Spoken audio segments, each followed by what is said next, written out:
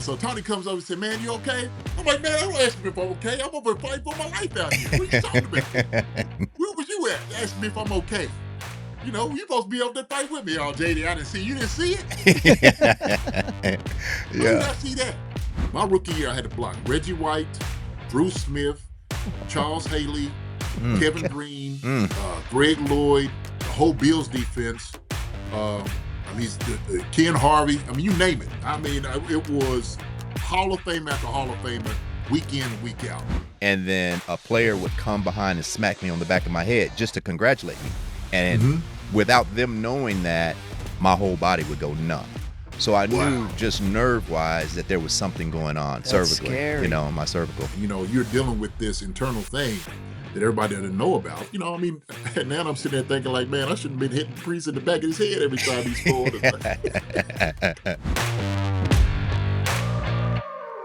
Yeah, give me the keys to the kingdom, 'cause I came, I saw, I conquered it all.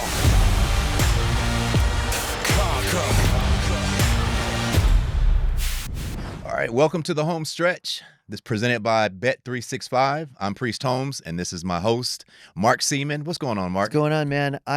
Look, the more we get to hang out, the more I get to learn about you. And yesterday, you know, from this taping, I learned that you're all in on Leonardo DiCaprio. Yeah, that's one of my. That's your go-to. That's your clutch That's actor. my go-to. What is it about Leo that does it for you? Was it a particular movie or what? Well, you know, there's several movies, obviously, but Yes. the one thing that I like about Leonardo is that you can take any regular guy, any Joe off the street, any dentist, any doctor, any agent, and he can just morph into that character to a point to where it's just so believable, you know. So definitely like him as an actor. You know, if I had an opportunity to interview someone, he would be one. All right, we're putting it out there. We're putting it out there in the universe. We're going to get Leonardo DiCaprio. Now, I think he's on this pretty private, so I podcast. don't know how much success you're going to have to put I those mean, would you waves be out. cool with a stunt double if I got us a stunt double? Would you be Anything cool with close that? to like it. a stand-in or Yeah, something? anything close to Maybe it. his brother, Michael DiCaprio. I don't even know if he has a brother, but that's neither here nor there because I know that we're both excited because we've been indirectly and somewhat directly talking about our next guest on this podcast for a bit now. Yes, we have.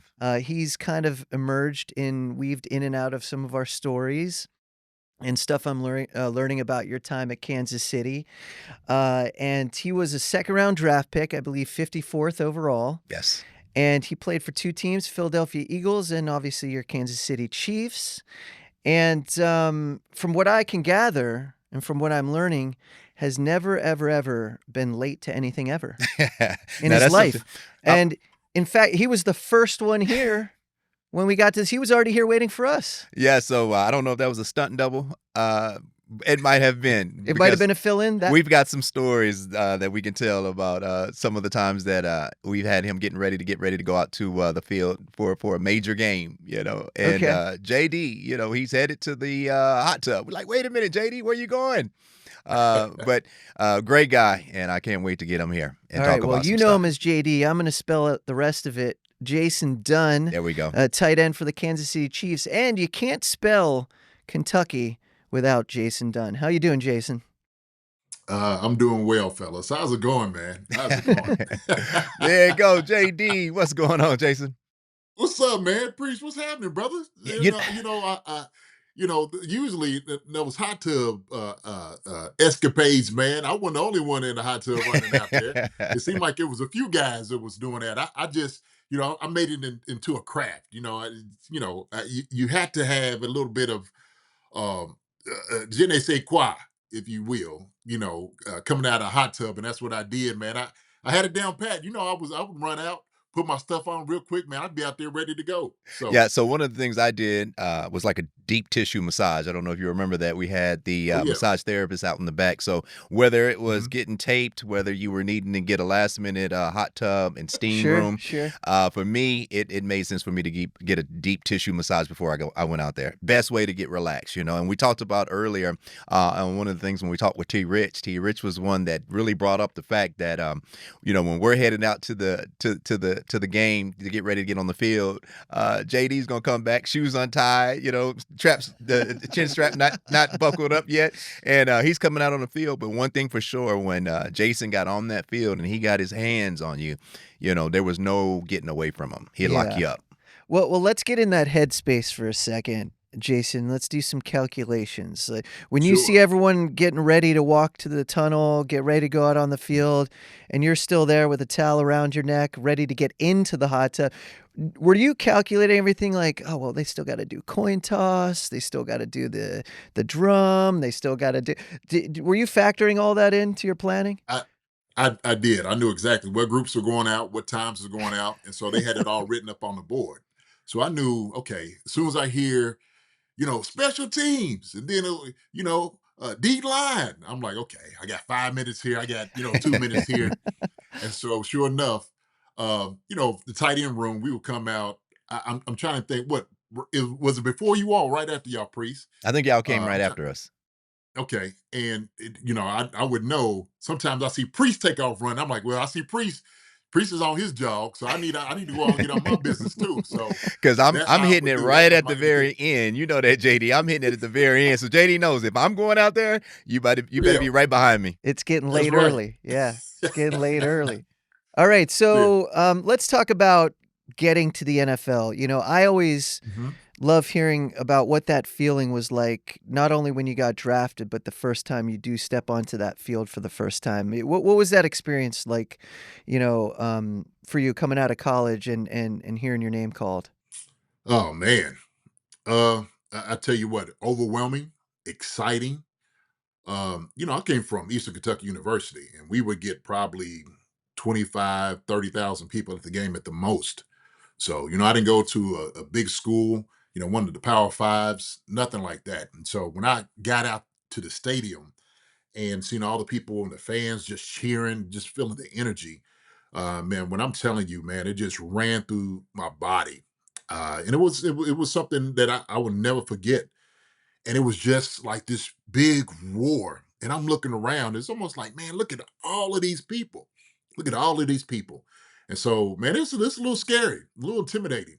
I know Priest them didn't experience any of those things because they play down in Texas. And I mean, shoot. I mean, they had crowds like that all the time. But for me, coming from small city, Eastern Kentucky University, Cal Town in Richmond, I mean, it was a huge highlight, man, of my career. So a little intimidating, man, but I loved it. And you came into the league with the Philadelphia Eagles. Mhm. What were your first impressions of that franchise, the Eagles? First Who was impression. your coach at that time? Because that was what, Yeah. 97? What year did you come? 96, 96. 96, and yeah, Ray Rhodes was there. Okay. So Ray Rhodes, who was Green Bay's coach, he, was the head coach up there for a little bit, defense coordinator, became the head coach. And Ray was a special guy. He really was. I mean, the way that he would, run the meetings, talk to the guys to get them ready for the games. I mean, I don't think I've ever heard pregame speeches like Ray gave. Okay. And I don't know what is this PG area, the priest, as far as on this, but Ray Rhodes would give it to us. He would absolutely give it to us. I don't know if I can say the things that he said on the podcast, but he definitely would get you fired up and enraged. That was like he would have you enraged to go out there ready to kill the other team. But that man, he did a great job as far as like getting the team ready. But man, when you tell about this NFL experience and coaches, and Ray was a former player, that's another thing though too. So not only did he coach in the NFL, but he was a former player, and so he understood exactly what that felt like and how to get guys ready. Now, JD, let me ask you this. Tell me a Mhm. little bit about the condition of the stadium in '96 when you were there playing. Oh, Because I remember my Baltimore years and going there to play a yeah. game, and it was just like concrete, a very thin layer of carpet on there, certain Mhm. patches where That's you would trip. brutal. What was that Yeah. condition? Do you remember? Oh yeah, of course, man. Bet Stadium. I mean, that was man. It's like playing out there in the on concrete. The concrete, exactly. It was concrete, man. And I tell you what, I was telling somebody else the other day, Priest. The place should have been destroyed years ago. And we would see on the pipes big rats just running up and down the pipes. Uh, but for me, like I said, I came from Eastern Kentucky University. I don't know. For me, this the standard how it works in the NFL? Is this how it's supposed to look? I mean, water dripping down. And I don't know if you know this or not, Priest, but you probably heard this. So we were famous for having the visitor locker room having like a peephole. I remember the infamous peephole. Yes, Oh, sir. It does okay. exist, Yes, Mark. sir. Okay. Yeah. Uh-huh. And so, we couldn't see it ourselves. So it was always the visiting team. And so we said we would always give the visiting team a peephole for the cheerleaders so they could be distracted. That was the reason. The people Distracted many linemen. guys I'm were sure sitting it over did. there not getting ready. They sitting over trying to get a little peep of the cheerleaders before they go out. So get them out of the game. Well, now we know where the genesis of him always being late was. While you guys are running out on the field, he's going back in. Yeah. There was no hot tub. What are we talking about? Oh man. So JD, just taking a look at the your background, man. It says, "Welcome to the dungeon." The dungeon. What do we got Yes, going sir. on there? What are you doing in Kentucky? Man, look, I have my own podcast called Chief Concerns. I've had you on, Warfield. A lot of former players have been on. So this is part of what my deal is, Priest. So this board back here, I don't know if you know this or not, but I've coached for 14 years. So I coached high school, coached college, coached middle school, and now I'm coaching my grandson's flag football team.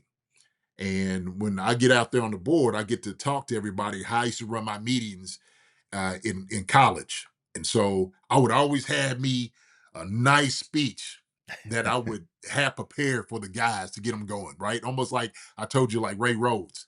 But this right here, my little board, I put up here the keys to victory. We talk about a little board work. This is something that we do, man. This is just, and it brings me back kind of to coaching, Priest. It really does.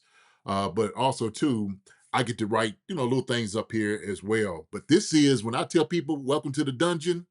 You are coming down with JD, man. You are in my territory. And we're going to have a good time down here. That's how it works. So I like that, Mark. What do you think? It's awesome. And looking at this play over here, over your right shoulder, what do we got going on over there? Is that a recent play you came up with, or are you just explaining some stuff?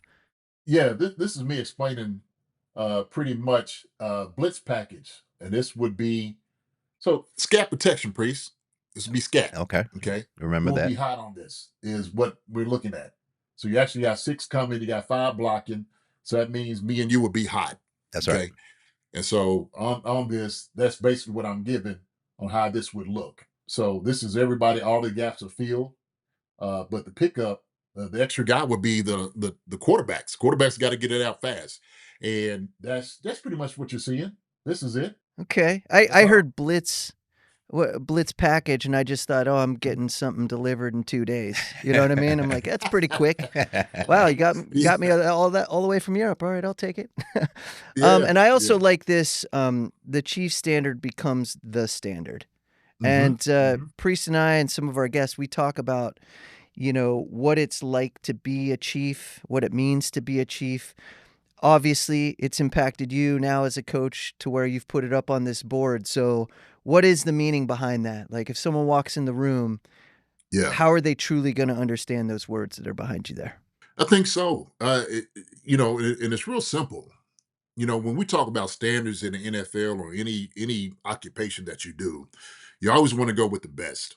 And so when we sitting there saying that, if you want to use any blueprint for a company, in this case, in the NFL and football, the Chiefs are the most successful team in the past 7 years. And I don't think anybody could really dispute that. And so when I say the standard is the standard, the chief standard is the standard, that means that they have set the barometer on what a good team is in the NFL. Winning Super Bowls, winning championships, they do everything right. So that's when I go in and I explain this. That's what I mean, that the chief standard is the standard. And so everybody else is trying to get to that standard to win Super Bowls. And so that's what we've seen over the past few years. It's been the Chiefs that's been doing those things. Yeah, so you're talking about Kansas City. Talk about your experience when you had that chance to now leave where you first were drafted to and now come into the Kansas City Chiefs. So, being in Philly, like you said, Vet Stadium, because of Obviously, the field conditions. I actually had gotten hurt when I was in Philadelphia, and so I had a chance and opportunity. Priest, I don't know if you know this or not, but I ended up having to sit out in the year '99 because my knee just wasn't right, and I got hurt. Had two knee surgeries up here in Philadelphia. Had to heal. Gunther Cunningham was actually the defensive coordinator, became the head coach out in Kansas City, and he called me in. He called me in himself. Um, and he was like, Jason, he's like, I got to get you out here. When we played you up there in Philadelphia, you made a guy quit. That's what he told me. I'm not Okay. going to name the name who he said. He said, but you literally made this guy quit. He said, Wow. ever since then, Yeah. I wanted to have you on my team. So like Priest told you earlier, like this was my forte. You see these meat hooks? Okay. I learned I've heard a lot about from these. Yes. Ed West and Neil. Yeah, and I tell you what, this was my calling card. This was my calling card. I could block with the best of them. Tight ends today, man, a little bit more wide receiver wise. Their builds. But back in the day, man, Priest, you know this, man. Defensive end was 290, 300. That's right. That's the guys I had to block. When I came in my rookie year, I'm gonna tell you this, and I'll kind of go to that. My rookie year, I had to block Reggie White, Bruce Smith, Charles Haley, Mm. Kevin Green, Mm. Greg Lloyd, the whole Bills defense. Ken Harvey. I mean, you name it. I mean, it was Hall of Fame after Hall of Famer, week in and week out. And that's how I got introduced to the NFL. That's what I was doing. That's a And good so when way. I got up to Kansas City, it was easier for me. So I mean, that's how you get thrown into the fire. Yeah, you Jeez. get thrown in, and Hall of Famers, and you're going against some guys that just got a stout career. They got the Yes. stats and incredible defensive players, and you get a chance to get a taste of old Jason Dunn. What do you call them? The meat hooks? Yeah, the he's meat got hooks, the baby. meat The hooks. meat hooks. Yeah. Now, Yeah. listen, I will tell you this. This is a good story right here. All right. Stories are fun. So I got Monday night, and I got to go against Reggie White, okay, Minister of Defense. And the entire week, they got him up on the board, talking about Reggie White, what he's done. And in my head, I'm just running back, the NFL film and watching Reggie White just take tackles and just tossing them like paper, like it was just so easy, right? And I'm just like, man, I got this guy Monday night. And so we get up into the game, and I'm blocking Reggie White, right? Actually, one of the guys that I was always been a fan of. And he didn't say anything to me. I blocked him for like an entire half, nothing out of Reggie. No talking, no nothing. He didn't toss me. And I'm sitting over there talking like, man, Reggie hadn't said anything to me. And somebody's like, just wait. And so we go through halftime, come out halftime, third quarter. I'm blocking Reggie, and our running back, Charlie Gardner, breaks out for about 35 yards. Well, I'm heading back to the huddle, and Reggie White hits me on my butt and was like, man, that was a good block. I turned around like a fan with my hand out and said, man, thank you, Mr. White. That's what I said. You was in awe. Yeah, I was in awe. I was in awe. That's Reggie White hilarious. told me I had a good block. And I came to the sideline, and somebody's like, man, you just try to say Reggie White's in? I'm like, man, that's Reggie White. Yes, I did. I sure did. Absolutely. So stories like that, man, is just, when we go through these moments, Priest, I don't know, you kind of reminisce and go back, like little things just that click to you at times, and memories that we have that's just so valuable to us that people just don't see. So first, I just want to say I love you doing this, brother. I just love you doing this, man. Breaking news from Bet365. New customers bet $5 and get $150 in bonus bets, win or lose. Sign up, place a bet for $5 and get $150 in bonus bets, win or lose. Bonus bets can be used on the spread, player props, futures, and so much more. Whatever the moment, it's never ordinary at Bet365.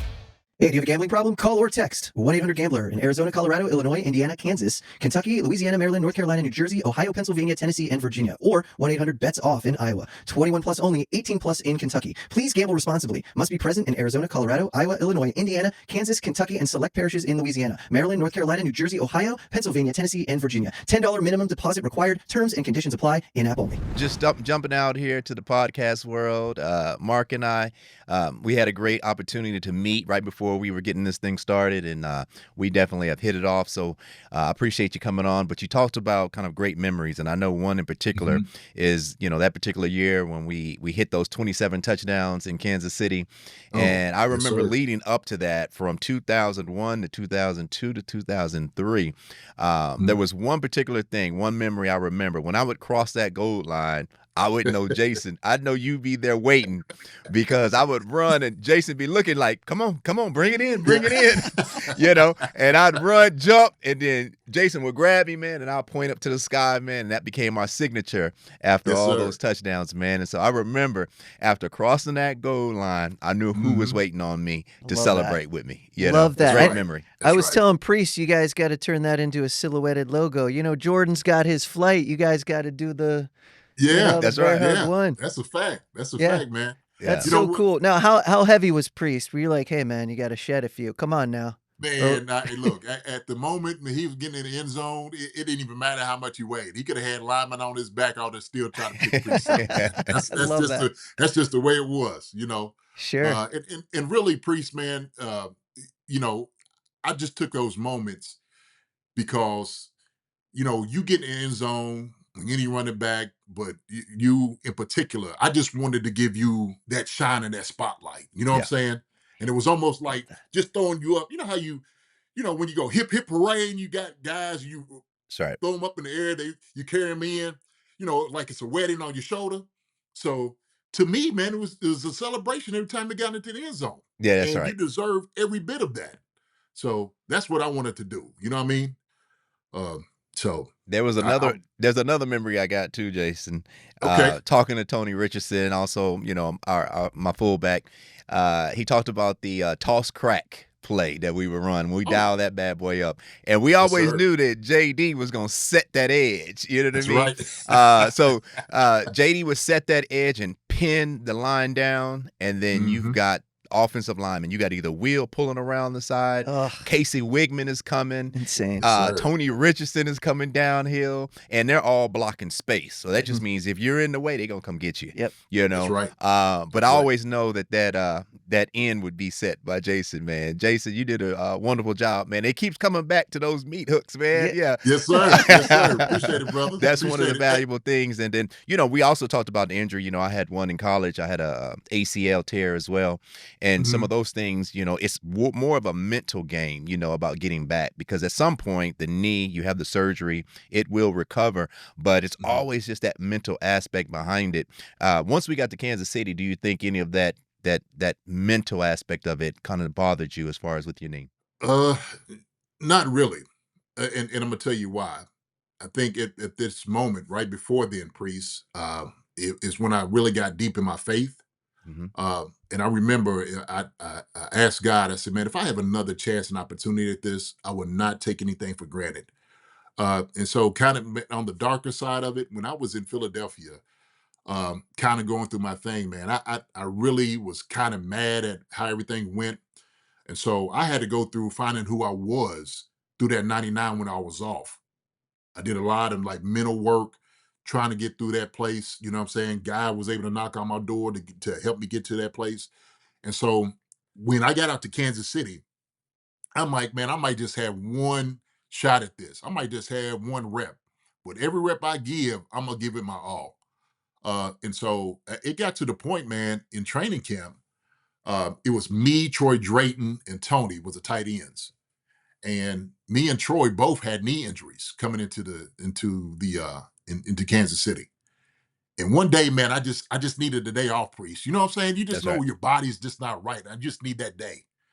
And I asked Gunther Cunningham, I said, hey, Gun, I said, I got to talk to you. So Gun's like, yeah, JD, what is it? I said, look, Gun, I said, man, I just need a day off. He said, oh, Jason. I was like, what? He said, man, I thought you was going to quit on me. He said, man, you need a day off? He said, absolutely. He said, man, everybody's been watching what you do, the work you've been putting in. He said, you take as many days off as you need. And that was just that confirmation, man, because I was just giving everything I could, dragging that leg as much as I could during training camp. And that was the mental part of that. I did the work before I got out there to Kansas City, man. That wasn't going to be the reason I quit or why I stopped. But I just know I needed that day off. And then once I came out to practice, you know what everybody did for me, Priest? What's I that? came out to practice and I had that day off. Everybody clapped for me. That's right. Everybody clapped, man, because they knew how much work I put in. They had seen the pain I was kind of going through, but I didn't lose any rep, man. I went full speed that I could, and that's what I just gave, man. Uh, so yeah, that was a big time, man, just to really learn who I was. You know what Yeah, I you mean? talk about Seriously. the different injuries. There's a certain point with an injury that you got to go through the pain. You got to go Right. through the Yeah, suffering part of it. that's But right. there comes a point where it's just that mental capacity that you have to have in order to start trusting wherever that injury or that surgery recovery time has done. So Hmm. I know that was a big part of your career. Definitely big for me as well. I had to Hmm. also, just overcome, that fear of putting my foot in the ground and just knowing that, I had the surgery, I did the rehab, I did everything that I could do. And now it's just time for me to just trust it and get out there and play football. So that's very important. I think for any of the youngsters, they get a chance to chime in and jump on there. It's good work for them to be able to hear, how you can recover and come back Yeah. from an injury. So Priest, let me ask you, man, because you remember we when we both came back, we were both on what is that? From injury. That one year you came back from your neck, That's right. and I came back from my back. Um, how was your approach? You know what I mean? From something that's significant. And I don't know, I'm sure you probably talked about it before. Uh, like how bad that injury was for you. But there was a point, man, you had to make a decision. You know what I mean? Like, from what I understood, it was like one of those things that was, hey man, this could end badly. That's right. Yeah. And and I know, and I'll let you go ahead and talk about it, man, because I had to wonder, man, when you came out there. I'm telling you, I always appreciated you. I always appreciated and loved you, man. But you taking that step to come out then, I was like, Dad, God, man, this dude is another. This is just a different dude, a different cat. Uh, and that just shows me like your mental toughness of just dealing with that, but also too kind of what you was looking at, like, okay, on the other side, this is what it could be. So how'd you know what I'm saying? I know you kind of gave like that answer, but you got a more definitive thing for me Yeah, to well, hear? it's more of a for me, it was more of a buildup, and it was one of those things where I had taken a couple of collisions, taken a couple hits, Hmm. helmet to helmet, and you have to remember a lot of the things that they've now outlawed in the NFL, you know, you could do. Yeah, you could Yeah. do those certain type of hits or Yeah. how we could pull Mhm. you down from Yeah, a from horse horse collaring, collar. yeah, Yeah, and then sure. Yeah, helmet All to that. yeah. helmet, launching, hitting below the knee. So those tactics was definitely utilized back when we were playing. Oh yeah. Whether you were on the receiving end or you were giving it. But Mhm. after I had taken several of those shots, there was one in particular, JD, that we were in. I think it was camp. And it was right before the season was getting ready to start. And I don't know if you remember, we were just on a goal line play, and then I'm Mhm. running into the end zone, just like a 4-yard run, and I'm running to the end zone. But we're in full contact, we're in pads, and we're tackling. And I lower my head, but I ended up hitting one of the younger guys helmet to helmet. And I Oh. noticed that initially when I had that helmet to helmet hit, it just is like froze my body to Mm. where I could still walk, I could still move, but I couldn't feel anything. And that was the one thing that was the difference, that when that started to happen and it began to be repeatedly, it Yeah. could be I could score a touchdown when the season started, and then a player would come behind and smack me on the back of my head just to congratulate me. And Mhm. without them knowing that, my whole body would go numb. So I knew Wow. just nerve wise that there was something going on That's cervically, scary. in my cervical. Yeah, And man. there would be Dang, God. times where, Trent would toss me the ball and I have the ball in my hand. I Mhm. can feel the ball. I can still run, but it's like a numbness or a tingling sensation that's kind of like generating inside. And as I began to continue to play with that, that's what began to make me think and rethink like, wait a minute. This is a lot more serious than I'm thinking that it is. It's not one of those things that back then you could just get your bell rung. They give you Yeah. some smelling salt. You just shake it off. It was to the point then it was like I couldn't shake it off anymore, and it didn't matter how many weights I was lifting, didn't matter how much I was running, didn't matter how much my diet was on point. It was just one of those things that I couldn't control. So now you go from someone smacking me on the back of the head to congratulate me, a player hitting me while I'm down on the ground, not intentional that they're trying to hit me, but just running into me. It started to trigger off so many different nerves, and so that was the one thing that got to a point where I was just like, wait a minute. Let's rethink this. Let's reevaluate this. And it was part of my decision why at the end of the day I had to go ahead and step away, because I couldn't tell you what would happen if I took another shot, and one of the last shots that I took was we went up to Indy in 07, and it was just a regular open step crossover downhill. I go for about 9 yards, and I see the defender coming from the right side as I'm getting tackled. I'm thinking he's going to veer off, JD. Instead of him veering off, he tries to jump over me. I'm thinking he's veering off. I go to raise up to get up from being tackled, and I catch a knee to the side of the helmet. And then, and then again, the linemen are getting ready to help me up off the ground, but they don't realize that I can't feel anything in my body. So I'm laying there waiting, telling myself to get up, but my body can't get up. Can't do it because physically do it. Yeah, physically I couldn't get up. And so it was just a matter of maybe like 5 seconds, 6 seconds. You wouldn't even know that this happened. But then my feeling came back, and then I was able to get myself off the ground. But as I'm walking, it feels like I'm walking on cloud 9. Right? Wow. Yeah, and the next play is coming up, and I'm getting the ball. So it's just like, wait a minute. Like, yeah, we got to do something about this. Did you take yourself out? So it was halftime came up, right? And so luckily halftime came, because I probably would have tried to stay in there. But halftime came, I went into the locker room, never came back out. And I don't know if you recall that, JD. That was the year that Larry Johnson had broke his foot. And then we also had Larry had broke his foot. Kobe Smith was the running back that they had brought in from Louisville. And I should have been only having 10 plays the entire game. So, however, if it was in a play where I was a misdirection, I ran the ball, or I just was blocking, it was only 10 plays. And so it went from 10 plays to over 30 to 40 plays because LJ went down. So it was one of those calls that I just had to make, Yeah, absolutely. God, man. See, and that's the crazy part, man, is when, you're right there with your brother and you don't even know really what's going on, because in a moment, we are just picking you up. We are like, the very next play. That's what that's what we're taught. We're taught, hey, let's next play and clear. That's right. Next play. Let's go to the next one. And so when your body's sitting over there screaming and, you're dealing with this internal thing that everybody didn't know about, and now I'm sitting there thinking like, man, I shouldn't have been hitting Priest in the back of his head every time he scored. Oh, no. Oh, man. It made me feel Chain bad, reaction. Priest. I'm like, dang, God, I'm congratulating him. And Priest is grunting like, shoot. Well, look, some of these celebrations you see in the NFL, the dog pile, the whole thing, and I'm just like, no, please don't get injured. It'd be awful. Yeah. Man, that wild experience to go through, man. When your body is telling you, giving you those signs and those signals, I mean, you made the right call. Well, it comes in different ways too. Also, I think as a veteran gets older in the game, JD, I think the body has a funny, interesting, unique way of telling you it's your time. And the body will let you know in terms of if you get a step behind, or the arm isn't firing that ball off as fast as it is, or your instincts aren't as clear. I think definitely your body will let you know. And I think, for instance, in my situation, my body definitely told me, like, Priest, if you don't get up off this ground and not come back out here, you may not be able to get up. So that was one of the smart decisions I made. Scary thoughts for sure.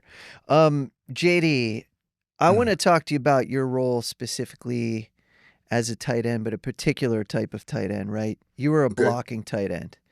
Big difference between the Tony Gonzalez's of the world, right? So talk about that tight end room when you were in Kansas City, but also your role. And do you have a couple favorite pancakes you made? I know we talked meat hooks. Oh, yeah. But do you have a couple favorite pancakes you made over the years? Well, I tell you what, man, I did a lot of it. I try to have pancakes every Sunday if I could. That's the way it worked. But for me, I basically kind of, I carved out this niche in a way. And so we had Gonzalez. I knew Gonzalez was going to be the one catching more footballs than anything else. He was the one that was, his name was and number was called in pass plays. And usually that was my role when I was in Philadelphia.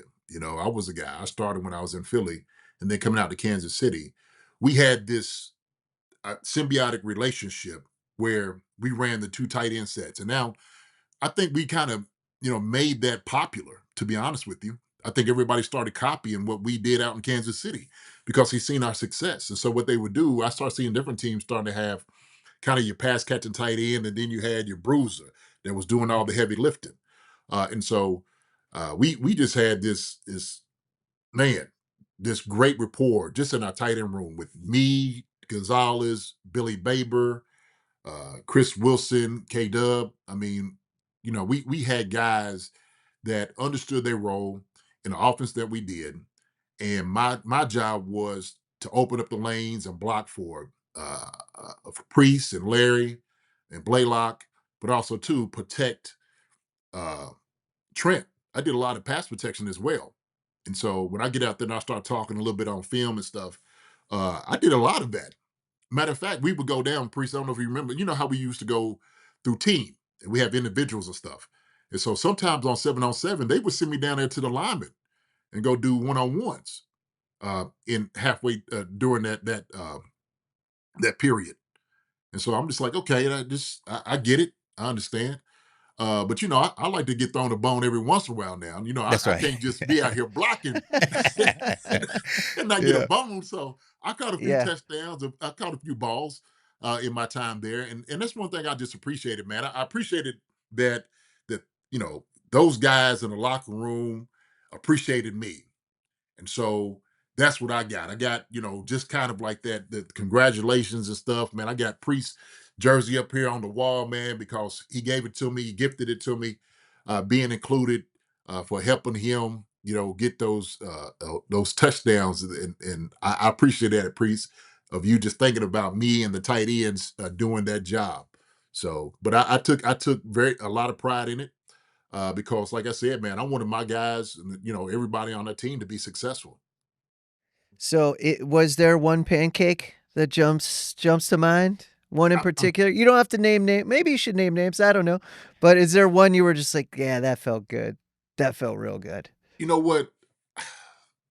Pancake wise, so I actually got into a little tussle, okay, and it was against the Houston Texans, and so the defensive end, we were blocking, or I was blocking, and after the play was over, he just jams it like just a straight bam, like clearly after the whistle, right? And of course, the guy that strikes next is going to get the flag. That's how it always works. Right. And so I remember I told my coach, I got to the sideline, I said, look, I'm about to get a penalty. And he was like, huh? I said, yeah, that joker just punched me in my face. He said, man, JD, do what you do. I said, all right, I got it. And so uh very next play, I think we made it down to the red zone. And so I didn't get to get him then. He went in the play. So he comes back out. I get out there and I'm like, okay, this is the time I'm gonna get him. Penalty, play wasn't going. I'm like, dad God. So I'm hoping like, we still playing running deuce or ace or one of those with two tight ends again. Same thing. Well, somebody jumps offside, but I got this joker right by his neck, and I take him from the right side of the offense to the left side. I take it from one tight end set to all the other side, and I'm running him all the way through. So he's on his back. And while I'm doing it, I'm clearing out the defensive line, the linebackers. Everybody's like, man, what's going on? And I guess they see his boy on his back getting cleared out, all the way across the field. And so I'm over yelling at him, like, man, don't you ever put your hands on me again, right? While I'm choking him to death. Okay, I hope my kids ain't mind, but I'm choking. And so while I'm grabbing him, I'm choking him. I feel the linebackers like they're trying to pull my helmet off. I got one hand on my helmet, okay, my face mask trying to keep my helmet on, and my other hand right here around that guy's neck, okay. And I'm sitting over here, and they got my legs up in the air, and some guys trying to hit me in my family jewels at the time, okay. Oh, Oh, wow. Got my legs in man. the air, hit me in my family jewels, trying to pull my helmet off, and all I'm thinking is, don't get your helmet off, because you get the helmet off, they're gonna start kicking me. That's all I think. And so they finally got my helmet off, and I just cover up. Well, Priest, you know me, okay? I'm looking at, where's the cavalry? That's Okay, right. I'm over here in this big old pile. Where's the cavalry? I know B Dub is coming. B Dub gonna come here in a second. So I think Chris Bober, B Dub came in, started housing a couple people. Well, the one guy I didn't see, okay, the one guy I didn't see was 088. Tony Gonzalez. Yeah, curly curl pretty boy. I didn't see him, and I'm sitting there waiting. I'm like, hey. So I get up. And I'm coming back, and now by this time I got my helmet off. My dreads is all over the place. I had dreads and stuff, so my dreads are slinging all over the place. I'm looking all crazy. And so Tony comes over and says, "Man, you okay?" I'm like, "Man, I don't ask me if I'm okay. I'm over fighting for my life out here. What are you talking about? Where was you at? Asking me if I'm okay?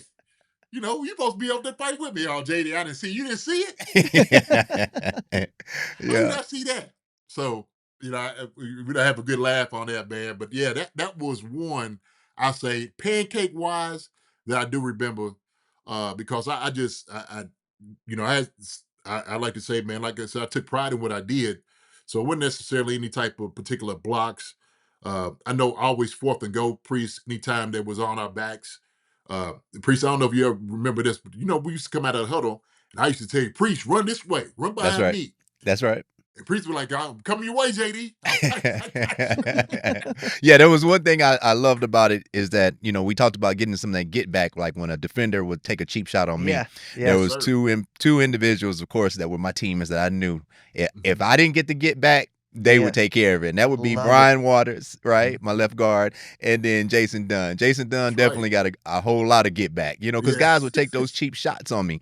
And Yeah. all I had to do is look at JD, call a number, and JD would take care of them. And especially if JD saw somebody doing something towards me, you know what I mean? Yeah. He'd be like, "Priest, I got you. Don't worry about it. Ugh, love that. Call the number out. Call the number out. I got him."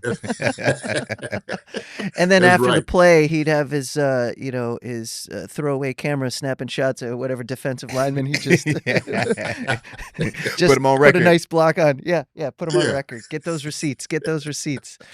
Well, before we go, let's go off the field for a bit, if that's cool. Okay. Priest, I don't know if you want to tee this up and you Yeah. want to talk about life off the field. Yeah. Well, let me tee it up. Yeah, tee there's it up. Sorry. there's one of the things that I had talked to you just off camera with you, JD. Mhm. I don't know too much of me telling you how involved I've been back in San Antonio. We have CASA, which is a child advocate of San Antonio. I've been working with this group since COVID, and my manager is Jennifer Crippen, and so she actually was the one that kind of brought me in, and I went through my training, and it was really great to be able to assist some of the kids that are in the welfare system. And so for me, as being a court appointed and speaking on behalf of young people that have had a very traumatic background and upbringing, to be able to be there and to be someone that they can lean on, to be someone that could be their voice, so that if they are transitioning from one house to another, they have someone that has a voice for them and is making sure that the needs that they specifically need and meeting them where they're at, it's going to be there. So I don't know if you've known that, man, but it's been a part of my life and a part of the story that I've been able to give back to my community. It's just incredible. I've talked with Mark also offline about some of the things that, these young people go through in terms of going through that transitioning time of finding an advocate or finding a child care, someone that's going to take care of them. It's a very difficult time for them, but that's one thing that I've been involved. I don't know if you've had any similar stories, anything like that you've done in your life, but there's football on the field, man, and then there's just so many accomplishments that we can do off the field, and so that's just one space that I've been able to participate in. Like I said, being a child advocate and being an appointed person to assist with some of our kids in the welfare system, it definitely has been really, really big for me, and it's actually opened my eyes open to a group of young people, man, that are underserved and overlooked, So that's some of the things that I've enjoyed doing off the field. Also enjoy doing the podcast as well with Bet365. But definitely being there for these young people is very important to me. What about you, man? What you got going on?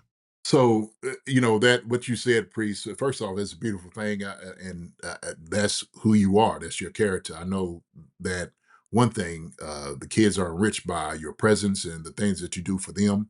And I'm actually kind of going through something similar at this moment. We actually had taken in 3 girls in foster care, emergency foster care. There was a need there. And so for me and my wife, we had gotten a phone call about a family that was about to be broken up because of the situation that they were in. And the girl was actually a friend of my daughter's. And so we wanted to be able to help her out.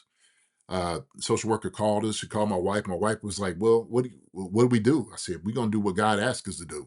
And so that's going to be able to take care of his orphans, take care of his kids, take care of the widows, whoever it may be, people that need help. And so, one thing I had to say, I had to commend my wife because she just has a heart of gold.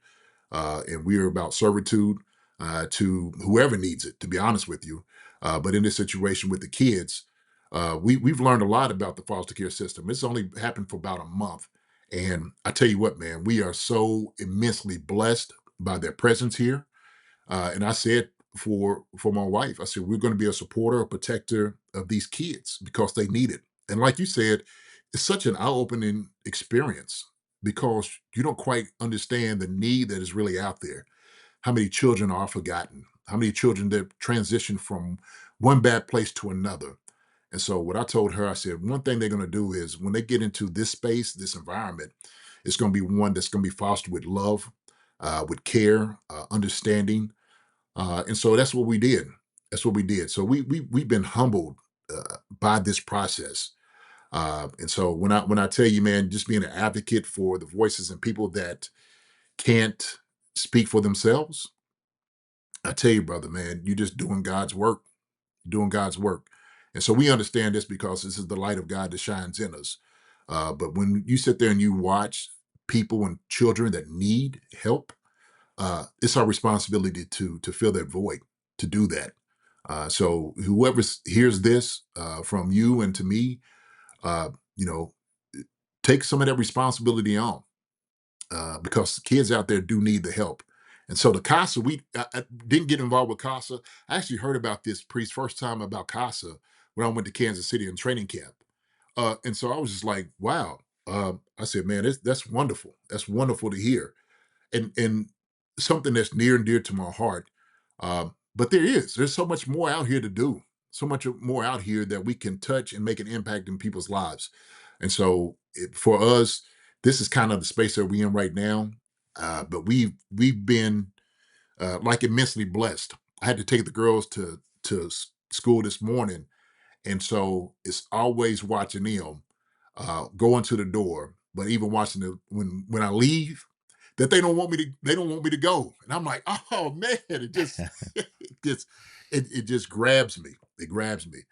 And so, man, Priest, man, this has been just a wonderful thing that we got a part of, and I'm seeing that for from these girls, and if for other children that need this type of help, we're going to be there for them.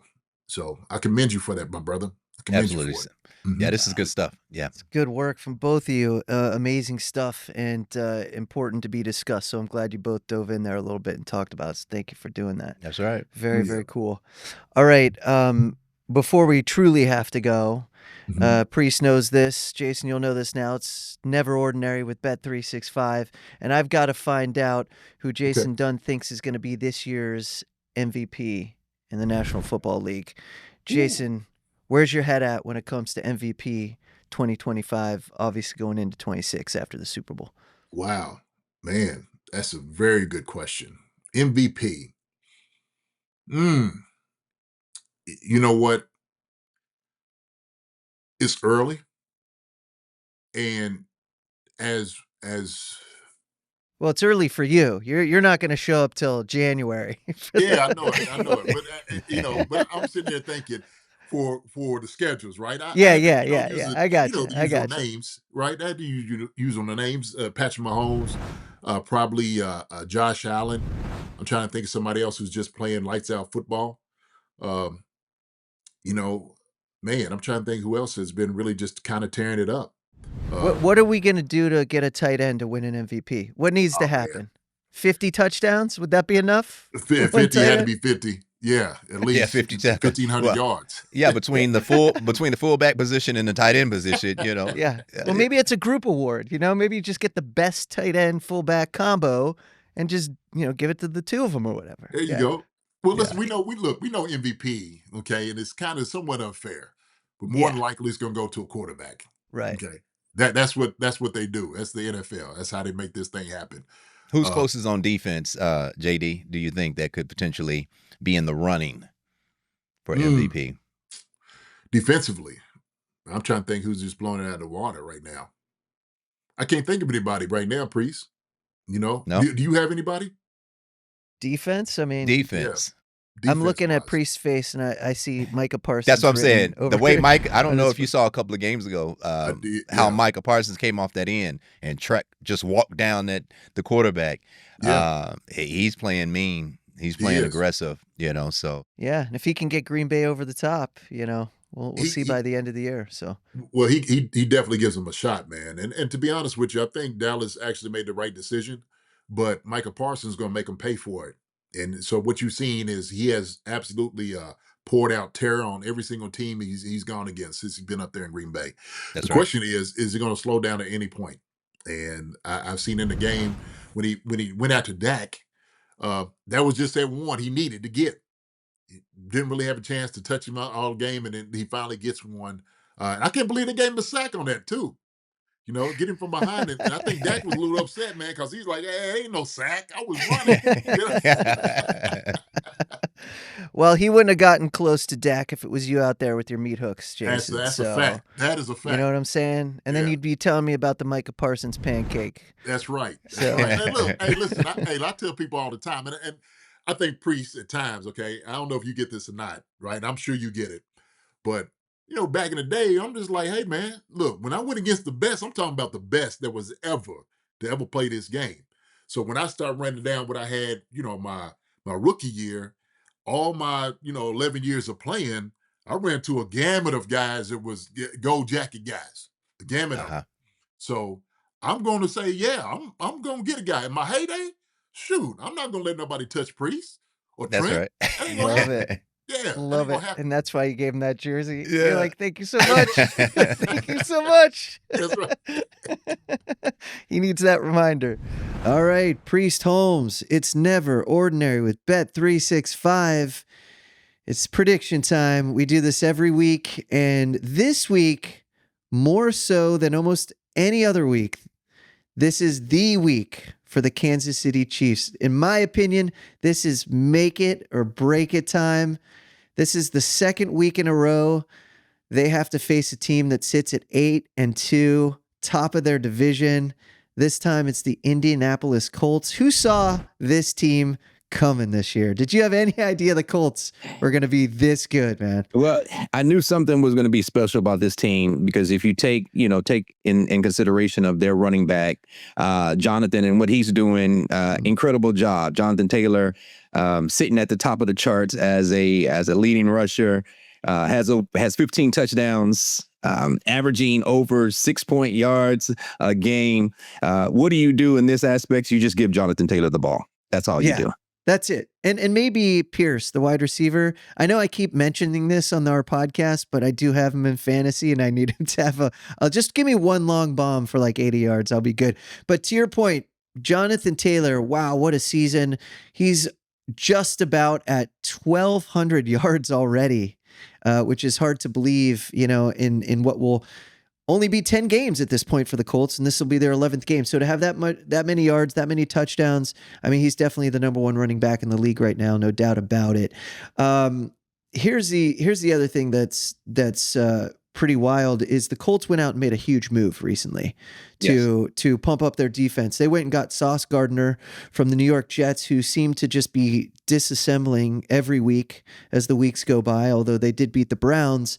But they unloaded all their players, right, including Sauce Gardner, to the Colts. So that lets everybody know that, okay, if there is a weakness, is it the defense? Is it the Indianapolis Colt defense?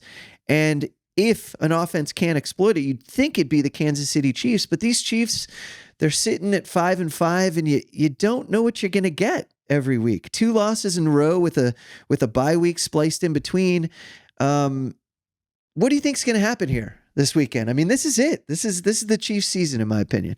So if I'm advising the Colts, right, there's about 3 factors that I'm telling the Colts, and that's number 1, your defensive pressure. Continue that. You got to get after Mahomes. If you can force Mahomes to get rid of the ball early, then this is the biggest piece that they will take advantage of. You keep the Chiefs from having 10 to 12 play drives. And if you can keep them from having that at home in Arrowhead, you then also eliminate the fan and the noise that comes with Arrowhead. So, yeah, I think the defense has those 3 areas of perfection. If they can do that, they definitely will have a great time against the Kansas City Chiefs. And then, of course, the Chiefs, Mahomes, what is it going to take? Like I said, he's used to walking on thick ice, but right now it's very, very thin for Mahomes and the Chiefs right now. But I'll take this here. This is how they beat the Colts. The crossing routes, which Mahomes is very well known of doing and passing the ball around and getting all of his receivers involved, including both tight ends and all of his receivers.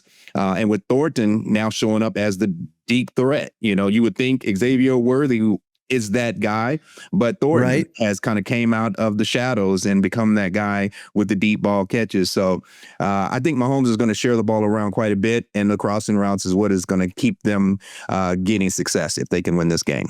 Okay, got to score first. And, the Chiefs should feel a little lucky here because they are at home at Arrowhead, where they are 4-1 on the season. So they're very successful at home. Yes. And the Colts, they've only suffered 2 losses so far, and both those were on the road. So that plays into the hands of the Chiefs very nicely. But again, that pressure, if you're the Chiefs and you win the coin toss, do you want to kick off or do you want to receive in a game like this? Do you want to go out and set the tone and keep that crowd lively and put faith in Mahomes that they can get points on the board first drive? Or do you put the ball, hypothetically in the hands of the defense and get a stop first? What would you prefer? Yeah, well, the Chiefs win the coin toss. Definitely. I think they can set the momentum, not just necessarily with Mahomes and the offense coming out first. I think they would have to set the momentum with the defense. And the defense would need to come out with a 3 and out, or within the first 6 or 7 plays, they would need to create, a turnover on the balls and stuff like that and send it back to the Chiefs. But the Chiefs would definitely want the ball coming out of the half, having that advantage of knowing that at the end of the day, regardless of what happens the first 2 quarters, we know we reset, we get the ball first, and if there's any adjustments that need to be made, they make them at halftime and come out with the ball in their favor. I'll ask you this before we get into predictions. Who are the Kansas City Chiefs right now? I mean, obviously, we look at their record. They're 5-5. We saw a team struggle at the start of the season, and then all of a sudden they rattle off 3 wins, and you're like, the Chiefs are back. And now they're going back down. I mean, a lot of peaks and valleys this season. We haven't seen this out of the Chiefs in years. You know what I mean? It feels like almost a decade. No, I agree with you, Mark. And, you asked who are the Chiefs? I just compared to that nice, shiny uniform or nice suit. You generally have that sitting inside the store, and they're the center of attention. Right now, they're window shopping. They're on the outside looking in, trying to see what's going on and what the party's looking like inside those doors right now, because there's a lot of teams that are having a lot of success, and the Colts is one of them, sitting 8-2, coming off of a bye week. It's no different than when the Chiefs came off of a bye week, but unfortunately, they took an L. I don't think the Colts are going to come off their bye week and take an L. I do not. Okay. All right. So that's our first prediction. Are you telling me you've got the Colts in this game? You think the Chiefs drop below 500 yet again on the season? They dropped below 500, and here's the reason why. You talked about Alec Pierce and you having him in your fantasy football. He's gearing up to give you all these great points. He's been a player that's shown a lot of versatility, all right? He comes in being a deep threat, having a lot of opportunities missed earlier in his career, but he's now settling in, coming in out of that rookie contract this year. A lot of great things are in store for him. So the thing that he's done is he's perfected getting the ball down deep, right? He's now broken off that tree route, and he's now understanding that if I can set up my plays and focus on mid-range or intermediate routes, I think he has a better opportunity. And I think he's now taken that opportunity. And, you know, I read this little thing about himself and Daniel Jones talking about that they play golf, you know, coming into the season and spending some time one-on-one, getting a chance to know each other, playing a different sport. And a lot happens, I heard, on the golf course. Not only are deals being made, but handshakes. Usually and, deals. you know, hey, handshakes. And, hey, when I look to the left, that means go deep. When I look to the right, that means just shut the route down and come back and I'll throw you a ball. So I think there's this chemistry between the two of them that's happened pretty quickly because, you know, just in the last few years, one of the things that has been one of the things that have imploded the Colts has been the quarterbacks and the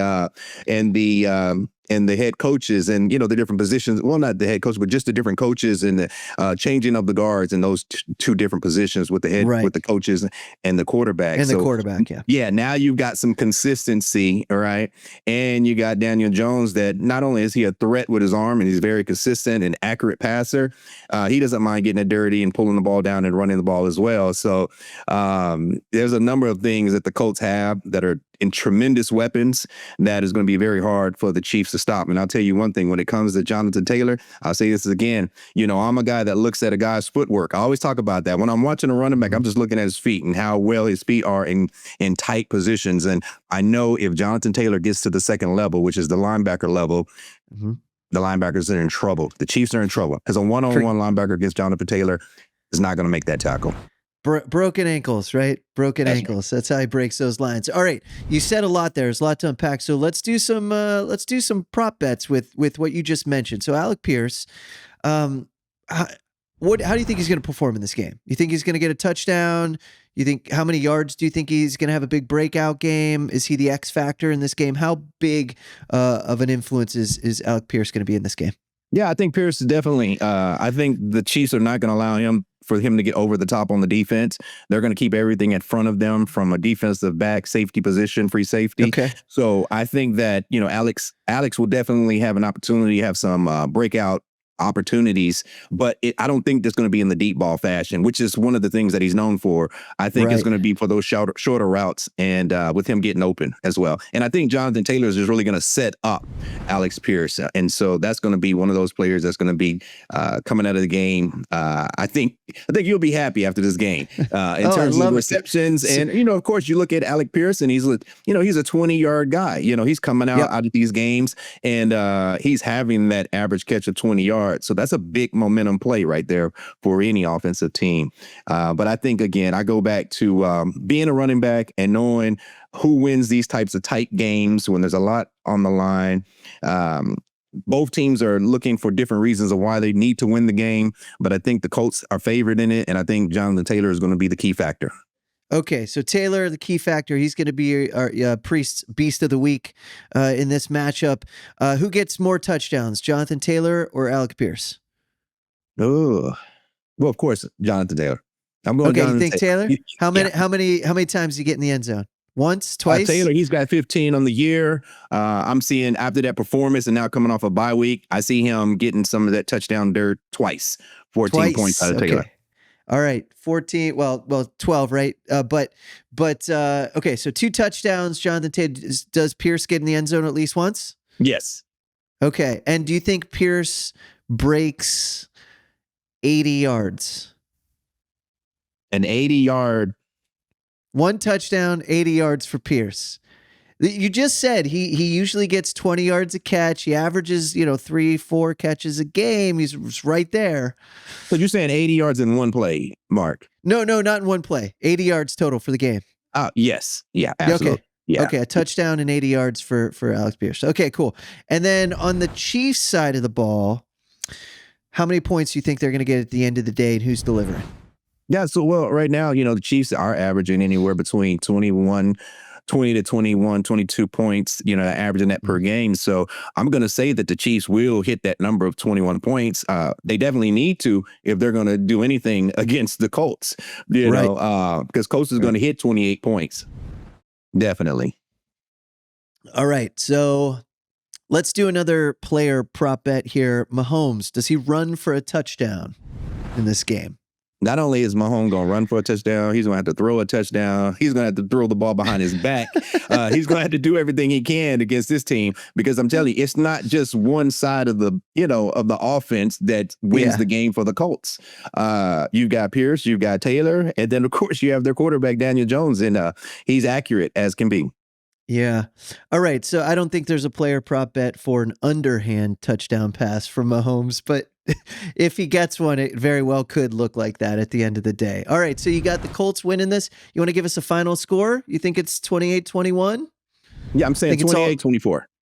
Oh, 28-24. Okay, Yeah. so one field goal for the Chiefs. That's a close game. That'll be an exciting game this Sunday. Very excited for it. But like I said before, this is make it or break it for the Chiefs, man. It's weird to see them in this position. But if they're gonna make a comeback, it's got to start this week, and it very well could at Arrowhead. All right, Priest, it's never ordinary. Bet365, it's never ordinary here on the home stretch. So we'll get back to the rest of the show. Always a pleasure making predictions with you, and kudos, by the way, for nailing the Chiefs Broncos prediction. That was a tough one. So yeah, I didn't want to nail that one. Yeah, I didn't want to nail that one, Mark. I didn't want to make that something where my prediction would come to a reality. But I'm very, very close on that one. Did you see how tight that spread was that I gave? Yeah, you nailed it, man. You nailed it. Hey, do you have a gambling problem? Call or text 1-800-GAMBLER in Arizona, Colorado, Illinois, Indiana, Kansas, Kentucky, Louisiana, Maryland, North Carolina, New Jersey, Ohio, Pennsylvania, Tennessee, and Virginia. Or 1-800-BETS-OFF in Iowa. 21 plus only, 18 plus in Kentucky. Please gamble responsibly. Must be present in Arizona, Colorado, Iowa, Illinois, Indiana, Kansas, Kentucky, and select parishes in Louisiana, Maryland, North Carolina, New Jersey, Ohio, Pennsylvania, Tennessee, and Virginia. $10 minimum deposit required. Terms and conditions apply. In-app only. Well, this was a lot of fun, Jason. Thanks for joining us here on the home stretch, man. We really appreciate it. And final words. We need to get some we got to final get words. well, I do have one final question. Of the touchdowns you did catch, Yes, Jason, how many of those did you find Priest in the end zone waiting for you to catch you and lift you up so you can point that finger? He'll lift me up. Now, Priest like, hey, man, hey, look, he told him the ball. That's the only thing he needed to deliver was that football. That was it. That's it. All right. Yeah, but he would always come and congratulate me, man. That's what right. we did, man. We were just full support with one another. Love that. Yeah. All right, we always end the show on some advice from our guests. So, Jason, the floor is yours. You have some advice. Could be for people in general, young players in the NFL. Just what's cooking? You want to give some advice right now? What you got? Yeah, real simple. I say this at the end of my show too. Chief Concern, so y'all go and check it out. We get a chance. But I always say, man, love people the way we're supposed to love people. We need to do a much better job of it. I think we're losing a lot of that, like empathy. It's gotten a little bit more selfish. But the thing is, we got to be able to show the light that we have in us, and we got to be able to love. And so, what does that mean? It means we do it not in speech, but also in action. And so, you get a chance, an opportunity, man, to see people and talk to them. Hey, take advantage of it, okay, and appreciate the people. And so when I say that, I just want to tell my brother Priest how much I love him and I appreciate him. Just giving a phone call to come out here and just to talk to him. And so, Priest, man, I wish you the best. Blessings to you, my brother. Love you, man. I want to get back on here when you get a chance. You got to come back on my show too. Everybody loved your episode, man. And so, we support one another fully and all those things. But hey, you know how I feel about you, brother. You know how I feel. I know that's right. I appreciate it though, JD. Absolutely. Also, one thing for certain, now that I know that you're continuing with your podcast and you're putting that work in. And so your podcast, when do you air? And then how often are you pushing your content out there? So we get out Monday, Wednesday, and Friday. And then post-game shows is what we do. And it's usually around about 8:20 Eastern Standard Time. So 7:20 Central and whatnot. And we actually do a live show. So we do live, and then toward the end, we actually open up the airwaves for people to come in and ask questions. So we have former players, former coaches, different people on that is in the industry. But come in and come see us. We do a betting show, and I do my Welcome to the Dungeon Keys of Victory is what I have on Friday. So come in that episode and watch the fiery speech, man. I got some good stuff on Priest. I bring them some heat, baby. I do. That's right. I bring them some fire. He's breaking clippords, Priest. That's right. So one more time, JD, give me your podcast name one more time. Yes, Chief Concerns. Chief Concerns. Yep. We got it. Yep, Love find it. on Apple, Spotify, and YouTube. And so yeah, All me, Marcus platforms. Dash, and Eric Warfield was on it, and Eric comes on every once in a while. But it's a good spot to come in, and we'll talk football, but we talk a little bit about life too. So, Awesome. That's Love good it. stuff. Another great episode, Priest. Yes, indeed. Love it. We talked about Jason enough, not behind his back, but just around it. Yeah. And it's now good to finally have you on and get to share some of those awesome stories. So thank you so much, absolutely. Jason. We Well, appreciate thank it. you all. Appreciate you, brother, so Yes. much. Okay. Awesome. Awesome. All right. Thank right. you. All right, Priest. Another one in the can, man. That's it. Good work.